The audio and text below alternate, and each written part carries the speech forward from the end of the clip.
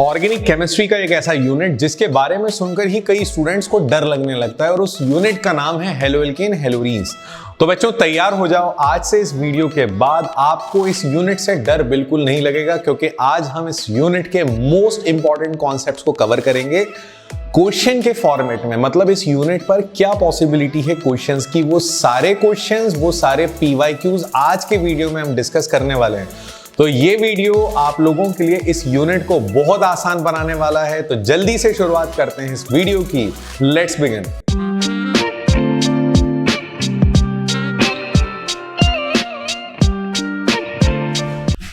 Haloalkane हेलोरीन्स का question number 1 basic question है लेकिन कॉन्सेप्चुअल क्वेश्चन है। आई होप आप लोगों को दिख रहा हो।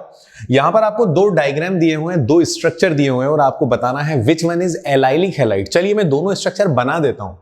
जैसा कि आप देख सकते हैं यहां पर आप लोगों को 2 डिफरेंट स्ट्रक्चर्स दिए हैं और आपसे पूछा एलाइलिक हैलाइड क्या है। देखो बच्चों, एलाइलिक हैलाइड का कॉन्सेप्ट ये है कि एलाइलिक हैलाइड वही कंपाउंड कहलाते हैं जहां पर डबल बॉन्डेड कार्बन से डायरेक्ट सिंगल बॉन्डेड कार्बन जुड़ा हो, दैट इज sp3 कार्बन जुड़ा हो और उस sp3 कार्बन पर हैलोजन प्रेजेंट हो। डबल बॉन्डेड कार्बन sp2 होते हैं। डबल बॉन्डेड कार्बन, जिन कार्बन की भी डबल होता है, वो sp2 होते हैं। अगर sp2 से डायरेक्ट sp3 हाइब्रिडाइज्ड कार्बन जुड़ा है और उस पे हैलोजन जुड़ा है तो बच्चों वो कंपाउंड एलाइलिक हैलाइड कहलाएगा। ये कंपाउंड, इन दोनों में से ये पर्टिकुलर कंपाउंड एलाइलिक हैलाइड है। और ये वाला एलाइलिक हैलाइड इसलिए नहीं है क्योंकि यहां पर दोनों है कार्बन जो डबल बॉन्डेड है, उन दोनों में से किसी एक पर्टिकुलर कार्बन पर हैलोजन जुड़ा है। जैसा कि आप देख सकते हो इस कार्बन से हैलोजन जुड़ा है, तो ये एलाइलिक हैलाइड नहीं है। यहां पर ये जो कंपाउंड है, this compound is allylic halide. तो ये हमारे फर्स्ट क्वेश्चन का बड़ा बेसिक लेवल 1 मार्क टाइप का क्वेश्चन है और ये इसका आंसर है। आगे बढ़ते हैं नेक्स्ट क्वेश्चन पर। इसके बाद आते हैं क्वेश्चन नंबर 2 पर, जो नॉमेनक्लेचर बेस्ड क्वेश्चन है। यहां आपको एक नाम दिया है और आपको उसका स्ट्रक्चर बनाना है, फॉर्मूला लिखना है। तो क्वेश्चन ये है, write the structure of 1 bromo 4 chloro but 2ईन। बच्चों इस पूरे नाम के अंदर ये जो ब्यूट लिखा हुआ है ये बता रहा है कि यहां पे 4 कार्बन है। तो चलिए 4 कार्बन बनाते हैं, फिर 1 ब्रोमो 4 क्लोरो लगाते हैं। 4 कार्बन 1 2 3 4 कार्बन में लिखा है 1 ब्रोमो। तो चलिए फर्स्ट कार्बन पे ब्रोमीन जोड़ देते हैं। फिर लिखा है 4 क्लोरो। 4 क्लोरो का मतलब 4th नंबर के कार्बन पे क्लोरीन ऐड कर देते हैं। फिर इसके बाद लिखा है ब्यूट 2ईन, मतलब 2nd कार्बन और 3rd कार्बन के बीच डबल बॉन्ड है। जैसा कि हम सब जानते हैं कि भाई कार्बन की वैलेंसी होती है 4, कार्बन को 4 बॉन्ड बनाना कंपलसरी है। सारे स्ट्रक्चर में कार्बन के बीच सिंगल बॉन्ड तो है। अब जैसा कि हम जानते हैं कार्बन को 4 बॉन्ड बनाना जरूरी है। फर्स्ट वाले कार्बन ने एक बॉन्ड नीचे और एक आगे बनाया। कितने की कमी है? जितने की कमी है उतने H लगा दो। 2 बॉन्ड की कमी है तो यहां पर आ जाएंगे 2 हाइड्रोजन। सेकंड कार्बन ने 2 बॉन्ड आगे और 1 बॉन्ड पीछे बनाया है, इसका मतलब एक बॉन्ड की कमी है तो single hydrogen, similarly single hydrogen and then 2 hydrogen. तो इस तरह से ये जो कंपाउंड आपके सामने है, this compound is 1 bromo 4 chloro butane. 1 bromo 4 chloro butane. तो इसी के साथ हमारा क्वेश्चन नंबर 2 होता है complete. Next question, right the IUPAC name of given compound. बच्चों सेंट्रल बोर्ड में और ICSE में तो IUPAC नेम या नेम के बेसिस पर स्ट्रक्चर आता ही आता है, मतलब इसमें कोई डाउट नहीं है। तो यहां पर आपको एक कंपाउंड दिया है, अब इस कंपाउंड का हमें नाम लिखना है। तो पहले इस कंपाउंड को प्रॉपर तरीके से लिखते हैं। सबसे पहले आप अगर ध्यान दो, ये जो ब्रैकेट लगा हुआ है, ब्रैकेट के आगे CH है, मतलब ब्रैकेट में जितने भी CH3 हैं, मिथाइल ग्रुप है, वो इस CH से जुड़े हैं। तो मैं डायरेक्ट ये CH लिखता हूं। ब्रैकेट में CH3 का होल ट्वाइस है तो ये आ गया फर्स्ट CH3, ये आ गया सेकंड CH3। फिर इस CH के आगे भी CH है। CH के बाद ब्रैकेट में क्लोरीन है, मतलब वो क्लोरीन इस CH से जुड़ा हुआ है, इस CH से। उसके आगे CH3 है। अब आप देख सकते हो, हम जब इस कंपाउंड का नाम लिखेंगे तो हम लोग नॉमेनक्लेचर के लिए नंबरिंग करेंगे। ये आ गया carbon number 1, carbon number 2, carbon number 3 और दोनों में से किसी एक कार्बन को काउंट कर लो, कार्बन नंबर 4। बच्चों नॉमेनक्लेचर में जब आप नंबरिंग करो तो कोशिश करना हैलोजन वाले कार्बन को स्मॉलर नंबर मिले। तो आप देख सकते हो 2nd कार्बन पे क्लोरीन है, 3rd पे मिथाइल है, तो ये आ जाएगा 2 क्लोरो थर्ड कार्बन में मिथाइल है तो 3 मिथाइल, टोटल 4 कार्बन है तो ब्यूटेन, 2 क्लोरो 3 मिथाइल ब्यूटेन, ये इस कंपाउंड का IUPAC नेम है। तो आप नॉमेनक्लेचर की ज्यादा से ज्यादा प्रैक्टिस करने का एक सबसे आसान तरीका बता रहा हूं, NCERT की बुक में जो एग्जांपल्स हैं उनकी प्रैक्टिस ज्यादा करो। बॉन्ड लाइन वाले कंपाउंड भी आते हैं, कैसे आते हैं मैं आपको बता रहा हूं। फॉर एग्जाम्पल आपको कुछ ऐसा कंपाउंड दिया, कभी कभी बॉन्ड लाइन वाले कंपाउंड भी आते हैं जो हमारी NCERT की बुक में है। तो बच्चों बॉन्ड लाइन वाले कंपाउंड में एक बात का ख्याल रखना, डबल बॉन्ड अगर एक तरफ डबल हो और दूसरी तरफ हेलोजन हो तो हमें ज्यादा प्रायोरिटी देनी है डबल को, मतलब डबल बॉन्डेड कार्बन को स्मॉलर नंबर देना है। तो नंबरिंग स्टार्ट करेंगे लेफ्ट हैंड से। This is carbon number 1, carbon number 2, 3।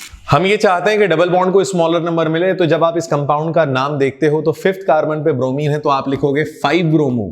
Total 6 carbon है तो हेक्स 2ईन। तो बच्चों इस तरह के कंपाउंड की प्रैक्टिस भी आपको ज्यादा से ज्यादा करनी है। NCERT की बुक में जितने बेहतरीन एग्जांपल्स हैं उतने एग्जांपल्स कहीं नहीं मिलेंगे। NCERT की बुक से आप प्रैक्टिस करो नॉमेनक्लेचर की। अब आते हैं क्वेश्चन नंबर 4 पर, जो थोड़ा रीजनिंग क्वेश्चन है, मतलब आप इसे अगर सिर्फ याद करके जाओगे तो आपका काम बिगड़ सकता है। रीजनिंग क्वेश्चन है, समझना पड़ेगा। यहां पर आपको एक कंपाउंड दिया है जो कंप्लीटली अनसैचुरेटेड, अनसैचुरेटेड का मतलब जिसमें डबल बॉन्ड भी है और ट्रिपल बॉन्ड भी है, तो कंप्लीट अनसैचुरेटेड कंपाउंड है और आप इस पे ब्रोमीन अटैक करा रहे हो। तो देखते हैं क्या प्रोडक्ट बन सकता है। तो चलिए 1 बाय 1 हम रिएक्शन देखते हैं। बच्चों ब्रोमीन अटैक कराने के 2 पॉसिबिलिटीज हैं। पहली पॉसिबिलिटी, आपके पास ब्रोमीन एक्सेसिव हो। अगर ब्रोमीन आपके पास एक्सेसिव है, आप मेंशन कर दो कि ब्रोमीन आपके पास एक्सेसिव है। अगर ब्रोमीन एक्सेसिव है तो भैया इस बात का ध्यान रखना, जहां भी आपको डबल या ट्रिपल दिख रहा है उसको पहले तो सिंगल बॉन्ड बना दो। ये डबल बॉन्ड हो जाएगा सिंगल बॉन्ड, ये ट्रिपल बॉन्ड भी हो जाएगा सिंगल बॉन्ड। अब जैसा कि आप जानते हो कि कार्बन की वैलेंसी होती है 4, कार्बन को 4 बॉन्ड बनाना जरूरी है। तो यहां पर जिन कार्बन के बीच डबल या ट्रिपल था उनकी वैलेंसी को कंप्लीट करने के लिए ब्रोमीन ऐड करना पड़ेगा। जैसे इधर से शुरुआत करते हैं, इस कार्बन ने एक बॉन्ड बनाया हाइड्रोजन से और एक पीछे बॉन्ड बनाया, टोटल 2 बॉन्ड बनाए। कितने की कमी है? जितने की कमी है उतने ब्रोमीन आ जाएंगे, तो टोटल आ जाएंगे 2 ब्रोमीन। सेकंड वाले कार्बन की अगर हम बात करें तो इसने एक बॉन्ड आगे और एक बॉन्ड पीछे बनाया, कितने की कमी है? जितने बॉन्ड की कमी है उतने ब्रोमीन आ जाएंगे। सिमिलरली ये वाला कार्बन नॉर्मल है, 4th वाले कार्बन को अगर आप देखो तो इसने एक बॉन्ड आगे बनाया, एक बॉन्ड पीछे बनाया और एक बॉन्ड हाइड्रोजन के साथ बनाया, टोटल 3 बॉन्ड बनाए, एक की कमी है तो 1 ब्रोमीन। और इसी तरह यहां पर भी आ जाएगा 1 ब्रोमीन। कहने का मतलब यह है कि जब ट्रिपल बॉन्ड ब्रेक करोगे तो 2-2 ब्रोमीन ऐड होंगे, जब डबल बॉन्ड ब्रेक करोगे तो 1-1 ब्रोमीन ऐड होगा। तो ये कहानी तब होगी जब आपके पास ब्रोमीन एक्सेसिव हो। चलिए देखते हैं आगे। अगर ब्रोमीन हमारे पास लिमिटेड है तो क्या होगा? अगर हमारे पास ब्रोमीन लिमिटेड है तो ये Br2 ही है, बस इससे ज्यादा ब्रोमीन नहीं है, 2 ही ब्रोमीन है हमारे पास। We have only 2 bromine. तो ब्रोमीन के पास 2 ऑप्शन है, या तो वो ट्रिपल बॉन्डेड कार्बन पे अटैक करे या वो डबल बॉन्डेड पे। तो बेटा ज्यादा अनसैचुरेटेड कौन है? तो ज्यादा अनसैचुरेटेड है ट्रिपल बॉन्डेड, कम अनसैचुरेटेड है डबल बॉन्डेड। तो ब्रोमीन देखेगा उसके पास 2 ऑप्शन है, जहां ज्यादा अनसैचुरेशन है वहां जाकर कूद जाएगा, जंप कर जाएगा। तो ये दोनों ब्रोमीन आएंगे ट्रिपल बॉन्डेड कार्बन पर और दोनों पे 1-1 ब्रोमीन आ जाएगा। तो ये हो जाएगा CHBr double bond CBr। 1-1 bromine जुड़ने से सिर्फ एक बॉन्ड ब्रेक होगा, ट्रिपल में से 1 बॉन्ड गया, बचे 2 बॉन्ड। पीछे जो चेन है वो एज इट इज रहेगी। तो बच्चों इस तरह से हमारा क्वेश्चन नंबर 4 सॉल्व होगा। आप देख सकते हो अगर एग्जामिनर ने हमें कंडीशन मेंशन कर दी कि एक्सेसिव है या लिमिटेड है तो हमें पता होना चाहिए कि हमें कैसे प्रोडक्ट बनाना है। तो ये हो गया क्वेश्चन नंबर 4 कंप्लीट। अब आते हैं क्वेश्चन नंबर 5 पर। Draw the structure of major monohalo product, monohalo product in each of the following. I hope आप लोगों को रिएक्शन दिख रहा हो। ये है साइक्लोहेक्सेनॉल। ये साइक्लोहेक्सेन है जिसमें सिंगल बॉन्ड से OH जुड़ा है। बच्चों जब आप SOCl2 का रिएक्शन कराते हो, SOCl2 का नाम होता है थायोनिल क्लोराइड। क्या नाम होता है? SOCl2 को हम लोग कहते हैं, इसे थायोनिल क्लोराइड कहते हैं और ये रिएक्शन का नाम है डार्जीन मेथड। अब जब आप रिएक्शन कराओगे आपके पास टोटल 2 क्लोरीन है। फर्स्ट क्लोरीन इस H को ले जाएगा, बना देगा HCl। सेकंड क्लोरीन SOCl2 का सेकंड क्लोरीन इस साइक्लोहेक्सेन को अपने साथ ऐड कर लेगा और बना देगा साइक्लोहेक्साइल क्लोराइड, आप मेंशन कर लेना साइक्लोहेक्साइल क्लोराइड। फाइनली आपके पास बच रहा है ये ऑक्सीजन और इधर बच रहा है SO, तो ये निकल जाएगा SO2 गैसियस फॉर्म में निकलेगा, HCl भी निकलेगा, तो यहां पर बनेगा प्योर साइक्लोहेक्साइल क्लोराइड। तो यहां पर आ जाएगा प्योर साइक्लोहेक्साइल क्लोराइड और इस रिएक्शन का नाम है डार्जीन मेथड। चलिए नेक्स्ट रिएक्शन देखते हैं हम लोग। इस रिएक्शन में आप देख सकते हो एरो पे साफ लिखा है परऑक्साइड। HBr में H पे प्लस होता है, Br पे माइनस होता है। जैसा कि आप सबको पता है परऑक्साइड और HBr की जोड़ी जब एक साथ आती है तो ये जोड़ी कराती है anti Markovnikov rule. Anti Markovnikov का मतलब negative charge will goes to that double bonded carbon which contain more hydrogen. तो कार्बन नंबर 1 और कार्बन नंबर 2 में ज्यादा हाइड्रोजन है कार्बन नंबर 1 पे, तो ब्रोमीन आएगा कार्बन नंबर 1 पे, H चला जाएगा कार्बन नंबर 2 पर, तो ये बन जाएगा CH2Br। इस कार्बन पे हाइड्रोजन आया तो हो जाएगा CH2। तो बच्चों ये आ गया हमारा फाइनल प्रोडक्ट। आई होप आप लोगों को ये रिएक्शन समझ में आया हो। ये रिएक्शन कहलाता है हमारा एंटी मैरकोनिकॉफ्स रूल।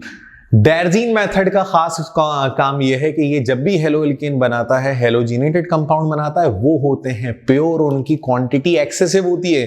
तो अगर हमारे एमसीक्यू में आ जाए कि best method to prepare haloalkane, तो आंसर आएगा by using SOCl2। Answer is Darzens method. तो चलिए इसको कंप्लीट करते हैं, आते हैं नेक्स्ट क्वेश्चन पे। वन मोर ऑर्गेनिक क्वेश्चन जो हमारे स्ट्रक्चर पर बेस्ड है, तो चलिए समझते हैं इस क्वेश्चन को क्या है। Draw the structure of the following organic halogenated compound. पहला कंपाउंड है 4 टर्ड ब्यूटाइल, मतलब tertiary butyl 3 iodo heptane. Heptane से समझ में आ रहा है कि टोटल नंबर ऑफ कार्बन है 7। तो चलिए स्टार्ट करते हैं आप। 1 2 3 4 5 6 7। तो बच्चों टोटल 7 कार्बन होगा, जहां पर आपको 4th कार्बन पे टर्ड ब्यूटाइल जोड़ना है। टर्ड ब्यूटाइल होता है CH3 का होल थ्राइस। ये जो आपको दिख रहा है दिस इज टर्ड ब्यूटाइल।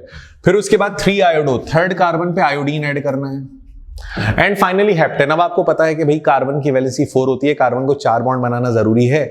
पहले कार्बन ने 1 बॉन्ड बनाया, कितने बॉन्ड की कमी? जितने की कमी उतने हाइड्रोजन। 3 बॉन्ड की कमी है तो 3 हाइड्रोजन। सेकंड कार्बन पे 2 बॉन्ड की कमी है, 2 hydrogen. Again 1 hydrogen 1 hydrogen 2 and finally 3। तो ये हो गया भैया हमारा 4 आयोडो, 4 टर्ड ब्यूटाइल 3 आयोडो हेप्टेन। अब इसका सेकंड वाला देखते हैं 4 ब्रोमो 3 मिथाइल पेंटटूइन। सबसे पहले पेंट लिखा हुआ है तो पेंट का मतलब 5 कार्बन। फिर उसके बाद यहां पर लिखा है 4 ब्रोमो, तो 4th कार्बन पे ब्रोमीन ऐड कर दिया।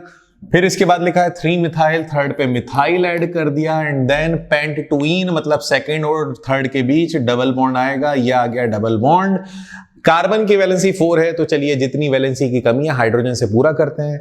इस कार्बन ने 1 बॉन्ड बनाया 3 हाइड्रोजन, इस कार्बन ने 3 बॉन्ड बनाया 1 हाइड्रोजन। और इस तरह हम लोगों ने हाइड्रोजन की कमी जितनी थी उसको कंप्लीट करते करते हम लोगों ने कंप्लीट वैलेंसी कर दी है, और ये आ गया हमारा कंपाउंड कंप्लीट। चलिए नेक्स्ट क्वेश्चन पर आते हैं। नेक्स्ट क्वेश्चन में अगर आप ध्यान से देखो तो यहां पर कुछ डायग्राम दिए गए हैं। जैसा पहला कंपाउंड आप देख सकते हो, पहले कंपाउंड में अगर ये डायग्राम प्रॉपर नहीं दिख रहा है तो चलिए मैं बना देता हूं, थोड़ा सा ब्राइटनेस ज्यादा हो रही है इसमें। तो पहला डायग्राम है, यह है हमारा पहला रिएक्शन। अब इस फर्स्ट रिएक्शन में अगर आप देखो तो ये डबल बॉन्डेड कार्बन है। This carbon and this carbon is are double bonded carbon. इन दोनों की भी डबल बॉन्ड है। डबल बॉन्डेड कार्बन का रिएक्शन HI से करा रहे हो, जहां H पे प्लस और I पे नेगेटिव है। आपको पता है यार कि जब भी डबल बॉन्डेड कार्बन पे हाइड्रोजन अनइक्वल हो, इस कार्बन पे हाइड्रोजन कम है, इस पे हाइड्रोजन है ही नहीं और यहां पे सिंगल हाइड्रोजन है, तो बच्चों negative part will goes to that double bonded carbon which contain least number of hydrogen और does not contain any hydrogen. मतलब नेगेटिव चार्ज वाले ग्रुप को उस कार्बन पे भेजेंगे जिसपे हाइड्रोजन होता ही नहीं है। तो अब आप क्या करोगे, इस आयोडीन को उठाओगे और यहां भेजोगे, हाइड्रोजन है वो इधर आ जाएगा, फाइनल स्ट्रक्चर आएगा कुछ ऐसा। यहां हाइड्रोजन ऐड हो गया जो दिखेगा नहीं, इधर मिथाइल था, आयोडीन भी आ गया, और फाइनली ये कंपाउंड हो गया कंप्लीट। ये हमारा है फाइनल प्रोडक्ट। चलिए सेकंड एग्जांपल, सेकंड क्वेश्चन देखते हैं इसका। ये सेकंड वाला जो है, सेकंड वाला अगर आप देखो तो कुछ ऐसा कंपाउंड दिया हुआ है। सेकंड वाला रिएक्शन अगर आप देखो तो सेकंड वाले रिएक्शन में इस जगह कार्बन है, ये एक कार्बन है और ये भी एक कार्बन है जो आपको दिख रहा है, दोनों के भी डबल बॉन्ड है। एक कार्बन पे सिंगल हाइड्रोजन है और अगले पे दो दो हाइड्रोजन है। तो डबल बॉन्डेड कार्बन में जिस कार्बन पे लेस नंबर ऑफ हाइड्रोजन होते हैं वहीं पर नेगेटिव चार्ज जाता है एज पर मार्कोनिकॉफ रूल। तो नेगेटिव चार्ज वाला ब्रोमीन आएगा, इस पर्टिकुलर कार्बन पे जंप करेगा और जुड़ जाएगा। अब ये वाला हाइड्रोजन इस पर्टिकुलर कार्बन पे आके जुड़ेगा, तो जब ये ऐड होंगे तो क्या बनेगा हम देख सकते हैं। जैसा कि आप देख सकते हैं कि ये आ जाएगा इसका फाइनल प्रोडक्ट। इस कार्बन पे 2 हाइड्रोजन ऑलरेडी थे, ये वाले 2, और ये नया आ गया 3rd हाइड्रोजन। इस वाले कार्बन पे सिंगल हाइड्रोजन था ये वाला, और उस कार्बन पे सिंगल हाइड्रोजन के बाद ब्रोमीन भी आ गया और दोनों की भी डबल बॉन्ड था, वो हो गया वो सिंगल बॉन्ड। तो बच्चों ये भी लगा मार्कोनिकॉफ रूल। लेकिन अगर इस रिएक्शन में एरो पे पेरोक्साइड होता तो भाई ये मार्कोनिकॉफ रूल नहीं होता बल्कि हो जाता एंटी मार्कोनिकॉफ। तो बहुत इंपॉर्टेंट रिएक्शन है, याद रखना, बहुत स्पेशल रिएक्शन।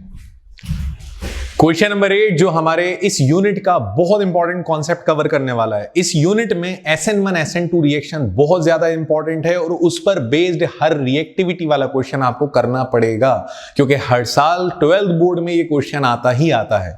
क्वेश्चन ये है, which compound is will react faster towards SN2 reaction. बच्चों SN2 रिएक्शन में कौन फास्टर है ये हमें बताना है। And we have 2 compound, 1 bromopentane and 2 bromopentane. तो चलिए देखते हैं कौन ज्यादा रिएक्टिव है। जैसा कि आप देख रहे हैं यहां पर मैंने दोनों कंपाउंड के स्ट्रक्चर बना दिए। दिस इज 1 ब्रोमोपेंटेन और ये कंपाउंड है 2 ब्रोमोपेंटेन। हम सभी को SN2 रिएक्टिविटी का ऑर्डर पता होना चाहिए। SN2 रिएक्टिविटी में primary alkyl halide faster reaction करता है, सेकेंडरी उससे स्लो करता है, टर्शरी सबसे स्लो करता है। तो 1 ब्रोमो 2 ब्रोमोपेंटेन में देखते हैं कि इनका नेचर क्या है। 1 ब्रोमोपेंटेन में ब्रोमीन जिस पर्टिकुलर कार्बन से जुड़ा है दैट इज कार्बन नंबर 1, और ये कार्बन सिर्फ एक ही कार्बन से जुड़ा है, इट मींस ये प्राइमरी कार्बन है। तो ये है primary alkyl halide. Primary alkyl halide है 1 ब्रोमोपेंटेन, और वहीं पे 2 ब्रोमोपेंटेन में अगर हम देखें ब्रोमीन जिस पर्टिकुलर कार्बन से जुड़ा है कार्बन नंबर 2, वो कार्बन डायरेक्टली कार्बन नंबर 1 और कार्बन नंबर 3 से जुड़ा है, मतलब ये सेकेंडरी कार्बन है। सेकेंडरी कार्बन से हैलोजन जुड़ेगा तो ये कहलाएगा सेकेंडरी अल्काइल हैलाइड।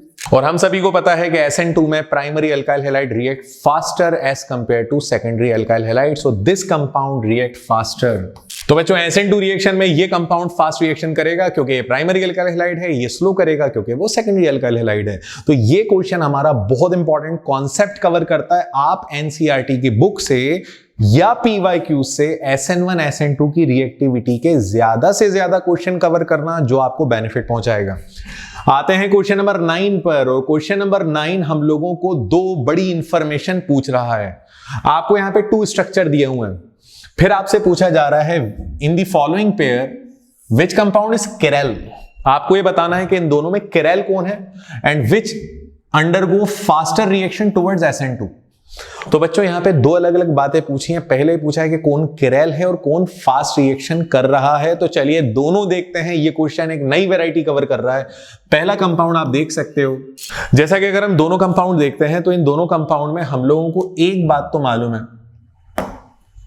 यहां पर अगर हम देखें केरल कंपाउंड क्या होता है, वो कंपाउंड जिसमें central carbon is bonded with 4 different atoms और ग्रुप। केरल कार्बन की पहचान है ऐसा कार्बन जो 4 डिफरेंट एटम या ग्रुप से जुड़ता है। तो चलिए इसको ध्यान से देखते हैं। ये जो कार्बन है, इस कार्बन के साथ ब्रोमीन है, एक तरफ हाइड्रोजन है जो दिख नहीं रहा है, ठीक है। पीछे की तरफ मिथाइल है, तो एक तरफ मिथाइल है, और आगे 2 कार्बन की चेन है। 2 कार्बन की चेन होती है इथाइल। एक CH2 है और आगे CH3 है। आप जानते हो CH2 CH3 को मिलाकर अगर हम लिख देंगे तो इथाइल हो जाएगा। और आप सभी जानते हो कि जो कार्बन 4 डिफरेंट एटम्स या ग्रुप से जुड़ता है वो केरल कार्बन है। तो बच्चों ये कंपाउंड केरल कंपाउंड है।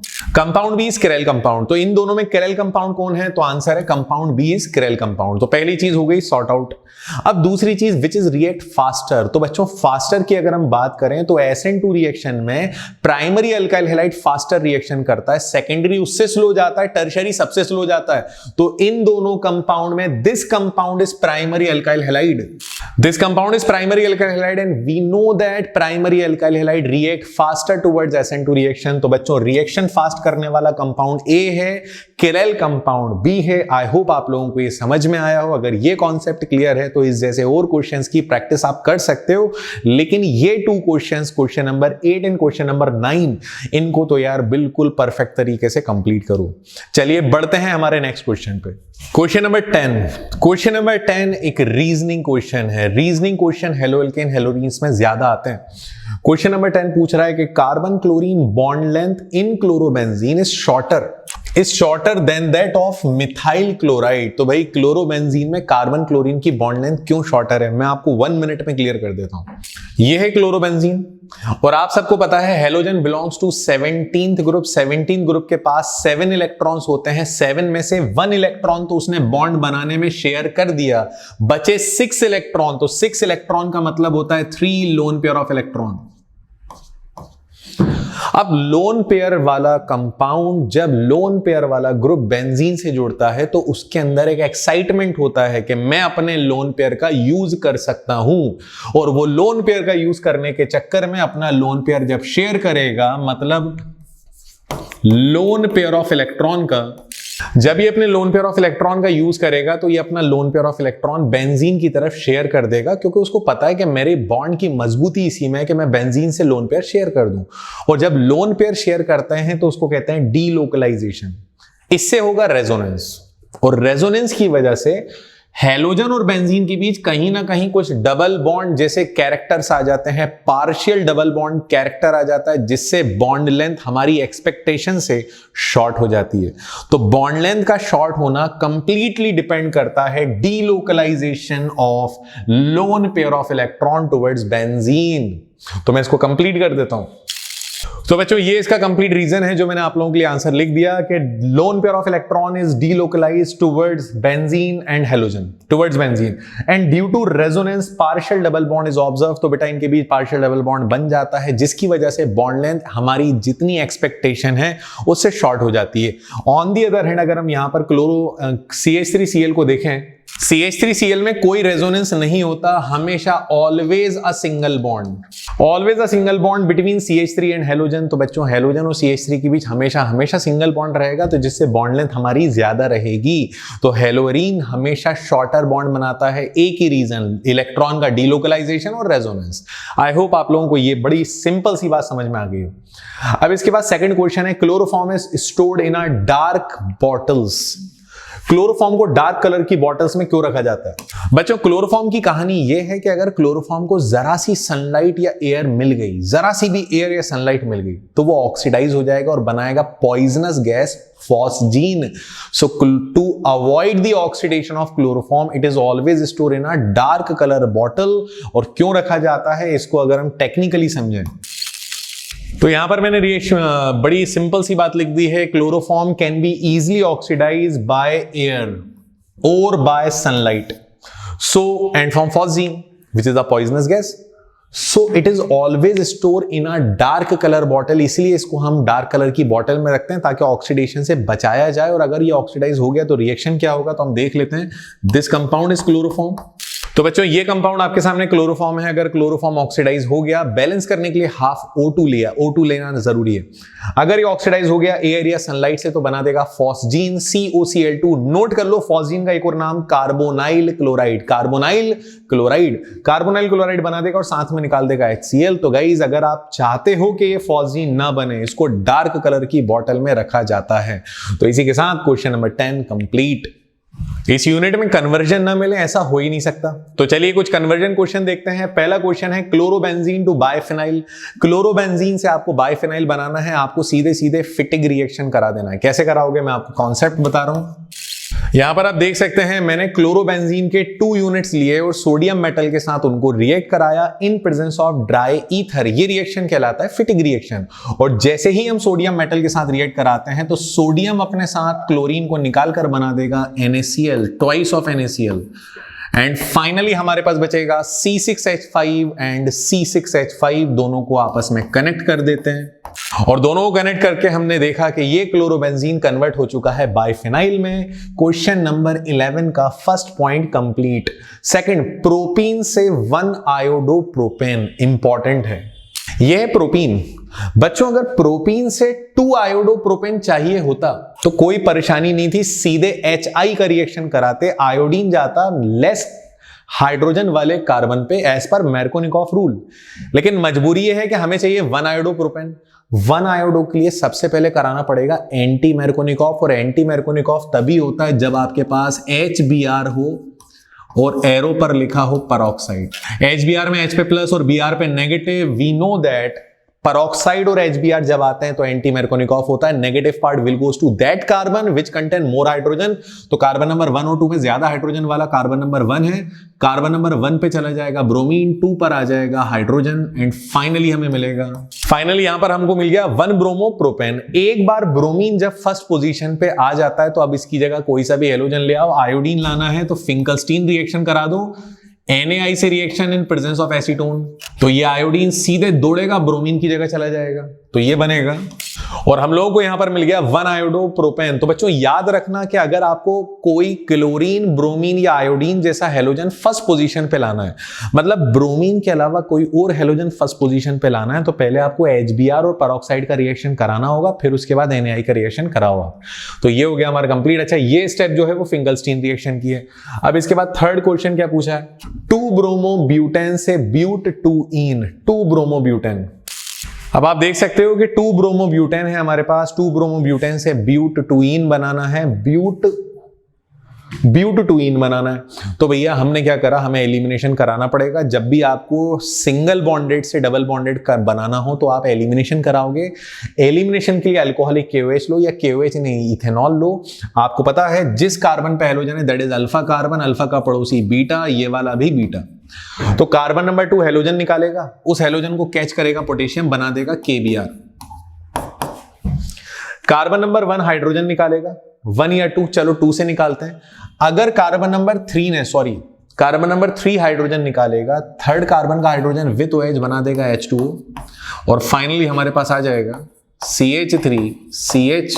ये आ गया हमारे पास ब्यूट 2ईन, और ये ब्यूट 2ईन जो आया है ये है मेजर प्रोडक्ट, और इसके साथ ब्यूट 1ईन भी बनेगा, जिसको लिखना जरूरी नहीं है क्योंकि क्वेश्चन में सिर्फ ब्यूट 2ईन पूछा था। तो ब्यूट 1ईन हमें लिखना जरूरी नहीं है क्योंकि वो माइनर भी है, पहली बात, और दूसरी बात उसके बारे में पूछा ही नहीं है। तो हमने फाइनली 2 ब्रोमोब्यूटेन से ब्यूट 2ईन बना लिया, और इसी के साथ क्वेश्चन 11 कंप्लीट। आते हैं क्वेश्चन नंबर 12 पे। आई होप आपको ये साफ दिख रहा हो। थोड़ी सी ब्राइटनेस यहाँ पे ज्यादा हो जाती है जब बैकग्राउंड व्हाइट होता है।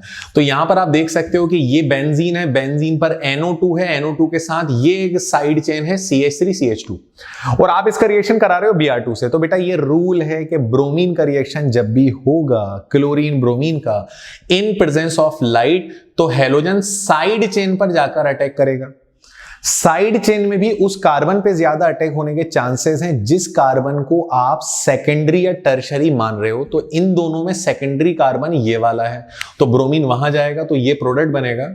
ये आ गया हमारा फाइनल प्रोडक्ट। तो ये है इस रिएक्शन का पहला प्रोडक्ट। अगले वाला रिएक्शन आप देखो, एरो पर सोडियम लिखा हुआ है, ड्राई ईथर है, तो ये रिएक्शन वुड्स रिएक्शन है। तो जब वुड्स रिएक्शन करोगे तो जिस कार्बन पे हेलोजन है वही कार्बन अपने जैसे कार्बन से जुड़ेगा। इट मींस सोडियम तो क्लोरीन को निकाल देगा, बनेगा हमारे पास, इस कार्बन पे हेलोजन था तो मुझे हेलोजन हटा के दोबारा ऐसी ही चेन नीचे लिख देनी है, और फाइनली इन दोनों कार्बन को आपस में कनेक्ट कर देना है। तो ये हमारा आ गया फाइनल प्रोडक्ट। अगर आप इसका नाम लिखना चाहते हो तो नाम क्या आएगा, कार्बन नंबर 1 2 3 4, सेकेंड और थर्ड पे मिथाइल है तो 2,3 डाइमिथाइल, और 4 कार्बन है तो ब्यूटेन। तो बच्चों ये हो गया हमारा सेकंड रिएक्शन। थर्ड वाला रिएक्शन जहां पर एरो पर लिखा हुआ है AgCN। बेटा जब भी हेलो अल्केन AgCN से रिएक्ट करता है तो आइसोसाइनाइड बनता है, साइनाइड नहीं बनता। तो सिल्वर तो ब्रोमीन ले जाएगा, बनेगा CH3CH2NC, इथाइल आइसोसाइनाइड। तो आई होप आप लोगों को ये तीनों रिएक्शन क्लियर हुए हो। बहुत बेसिक और बहुत सिंपल रिएक्शंस हैं। Question number 13 and one more conversion. Question ये पूछा गया है, how can the following conversion be carried out. अब यहां पे लिखा हुआ है एनिलीन से ब्रोमोबेंजीन। देखो स्टार्ट करते हैं, बड़ा ही स्पेशल कन्वर्जन। तो पहले हम शुरुआत करते हैं एनिलीन से। ये है एनिलीन। आप लोगों ने डाइजोटाइजेशन का नाम तो सुना होगा। डाइजोटाइजेशन का मतलब एनिलीन का डाइजोनियम सॉल्ट में कन्वर्जन, और डाइजोटाइजेशन कराने के लिए आपको लेना होता है NaNO2 sodium nitrite plus HCl। और जैसे ही आप NaNO2 और HCl का रिएक्शन कराते हो तो ये जो NH2 ग्रुप है वो कन्वर्ट हो जाएगा N2 पॉजिटिव Cl नेगेटिव, और ये बन गया benzene diazonium chloride, that is diazonium salt. और डाइजोनियम सॉल्ट बनने के बाद आप सैंडमेयर रिएक्शन कराओगे तो ब्रोमो क्लोरो जो बेंजीन चाहिए वो बना लोगे। अगर आप इसका रिएक्शन कराते हो HBr in presence of CuBr, अगर HBr विद CuBr रिएक्शन कराओगे तो N2Cl निकल जाएगा और उसकी जगह आ जाएगा Br, ये आ गया ब्रोमोबेंजीन। सिमिलरली अगर मैं HCl और CuCl का रिएक्शन कराता तो क्लोरोबेंजीन आ जाता, और ये रिएक्शन कहलाता है सैंडमेयर रिएक्शन। तो बच्चों पहला वाला रिएक्शन तो हो गया कंप्लीट, बड़ा इंपॉर्टेंट है। सेकंड है क्लोरोबेंजीन से 2-क्लोरोएसीटोफिनॉन, बहुत आसान है। मैं क्लोरोबेंजीन से अगर मुझे एसीटोफिनॉन बनाना है तो मुझे रिएक्शन कराना होगा CH3COCl से। इसे कहते हैं फ्रीडल क्राफ्ट एसाइलेशन। ये रिएक्शन कहलाता है फ्रीडल क्राफ्ट एसाइलेशन। और जैसे ही मैं फ्रीडल क्राफ्ट एसाइलेशन रिएक्शन कराता हूं, क्लोरोबेंजीन पे बॉन्ड निकलता है। बॉन्ड निकलने का मतलब इस जगह का हाइड्रोजन बाहर निकल गया, वो हाइड्रोजन अपने साथ इस क्लोरीन को लेगा और फाइनली बचेगा COCH3। तो ये आ गया COCH3। पहले ऑर्थो पर आएगा, फिर यही COCH3 आएगा पैरा पर। और जैसा कि हमें मालूम है कि COCH3 जो होता है वो एक कीटोन ग्रुप है, और कीटोन ग्रुप की प्रायोरिटी हेलोजन से ज्यादा है। तो जहां COCH3 नंबरिंग वहीं से होगी, तो ये आ जाएगा कार्बन नंबर 1, ये आ गया कार्बन नंबर 2। सेकंड कार्बन पे क्लोरीन है तो 2 क्लोरो, और बेंजीन पे COCH3 हो तो उसको कहते हैं एसीटोफेनॉन। हालांकि साइड में 4 क्लोरो एसीटोफेनॉन जो पूछा है हमें उसी को हाईलाइट करना है, और ये हो गया क्वेश्चन नंबर 2 कंप्लीट। फिर इसके बाद आया क्लोरोईथेन से ब्यूटेन। यार ये तो तुम लोग बताओ यार बच्चों, क्लोरोईथेन से butane number of carbon double करना है। क्लोरोईथेन में 2 कार्बन है, ब्यूटेन में 4 कार्बन है। क्या वीडियो पॉज करके आंसर दे सकते हो?